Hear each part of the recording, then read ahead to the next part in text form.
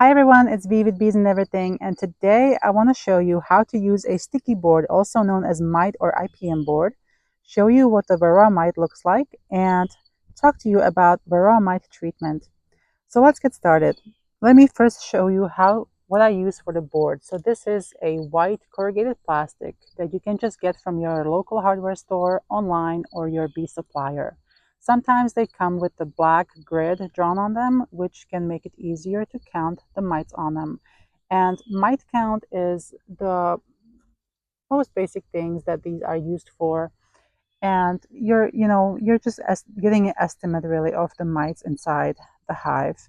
And the way you would use it is slide it into the bottom board. So you really need a screened bottom board if you're going to be using these, and it just slides in and out. And what happens is the mites are attached to the bee bodies, and as the bees are grooming themselves, they will dislodge the mite and they will fall to the bottom of the hive. And that's how you will catch them here on this board. And these mites will be alive, so you have to put something sticky on the board so they don't just crawl away and they stay put so you can count them. I like to use just the spray cooking oil. So I just have my cooking oil here in this sprayer. I will spray this and insert it. It's really super easy and effective. And I want to show you what else you can find on this board. I'm going to zoom in a little bit and then show you some details and some basic things. So here, this yellow thing is pollen. And see all the yellow stuff there? That's all pollen. And sometimes pollen will be in different colors. There may be white, it may be blue, red, depending on the season. Then there are wax cappings. So this is the dark yellow or light brown stuff. That's like the small little bits. That's all the wax cappings. And that happens when the new bees are emerging from their cells. They will chew their way out of the capping. And also, if bees are eating their honey, they have to chew through the wax capping first. So this is just the wax capping debris. Then you will also get sometimes, bee parts. So here are some bee legs. This is bee leg. This is bee leg. And sometimes you will also see any small hive beetle poop or wax moth poop. I don't have any right now, so I can't show you, but I want to show you these varroa mites right here. So let's see. This one here is a varroa mite. This one is a varroa mite. This one is a varroa mite. You can kind of start seeing the pattern. So they are oval shape and a kind of a brownish reddish color. And if you look even closer, you can see their little mouth parts and sometimes even their little legs. And so that's how you can tell them from just a regular debris. See there, you can really see the little mouth part here on the bottom side, almost like little teeth. And yes, they're a little small and tedious to see, but you will train your eyes to see these in no time. And what you want to do is get a count of them per 24 hours. And if you're inserting it for more days than one day, then you would just get the total number of the mites and divide it by the days that it was inserted inside the hive. And that's how you get the count per day.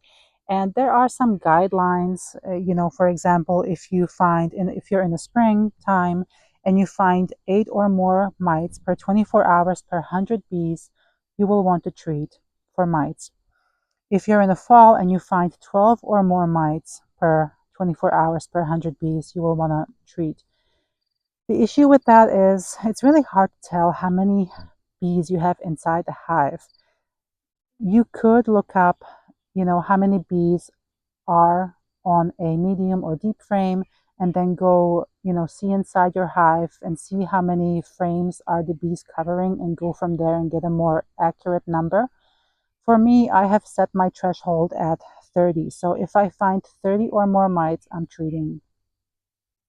And what are the best times to treat for bees? So I personally only treat in the late summer, which is late August, early September, and then again in late fall, which is late November, early December. And these times are crucial because the mites not only attach to the adult bees and drink their blood and make them weaker that way, they also can spread viruses like the deformed wing virus and the acute bee paralysis. And this is especially detrimental to the bees in the winter because in the winter, the queen is not laying more eggs. She is not making more bees. So she will make winter bees at the end of summer, early fall. And those winter bees have different physiology than the summer bees. They are bigger, heavier, hairier, more fatty. Their main job is to keep the queen warm through the winter so she can survive. And so they are the only bees that are living inside the hive through the winter, and they can live up to 6 months, whereas the summer bees only live for 30 days. So the issue there is if they are sick with viruses, that can really weaken them and they may fail their job, and the beehive, the colony, can die over winter. So really the end of summer is really crucial time because that's also the peak time for the mite numbers. So treating them at this time, you're kind of preventing them from spreading the viruses to the new emerging winter bees. And then at the end of fall, I like to treat because that's the time when there are no new brood cells, and the female Varroa mites will go inside the brood cell with the pupa, and that's where they will breed. So if there are no pupa inside the hive, they have nowhere to hide. So they're out in the open, and I can really target them and get as many mites as I can. So this is really a great time to treat.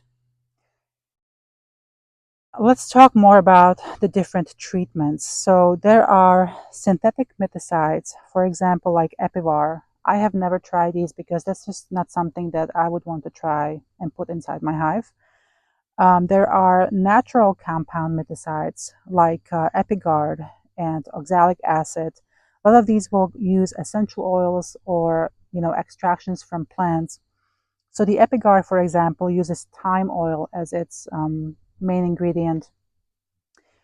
And although it is natural, it doesn't mean it's not strong. So essential oils can be very strong. The odors, the fumes from them are super strong for the bees.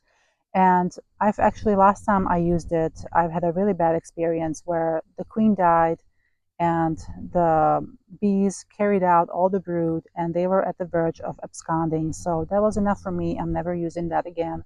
So what I use now is the oxalic acid vapor, and that's really the only thing I'm using.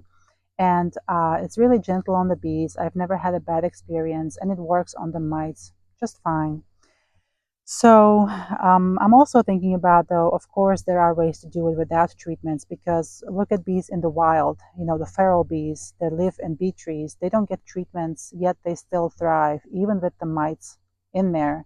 So they have ways of naturally controlling the mites themselves. And I'm currently reading a couple of books, and I'm studying more on how to kind of, do that with my hives and kind of imitate nature. And I'll be doing this next year. This little my little experiment for next year. So I will definitely keep you posted on that. Um, so the other way you could use these boards is also, get kind of a sense of if your treatment was working. So the way you would do it is you would get a count of the mites the day before your treatment, and then clean the board and put it in after the treatment and see what the difference is. It should be a big increase in the mite fall off, and that way your treatment really worked. And then you could go ahead and measure the mites again in a couple weeks and see where they are. Are they increasing again? Are they the same? Are they much decreased from the day before the treatment? So you can really kind of gauge kind of the ebb and flow of the mites and see where they stand. And this is really it for the IPM board. Um, I hope you guys enjoyed the video and have a lovely day.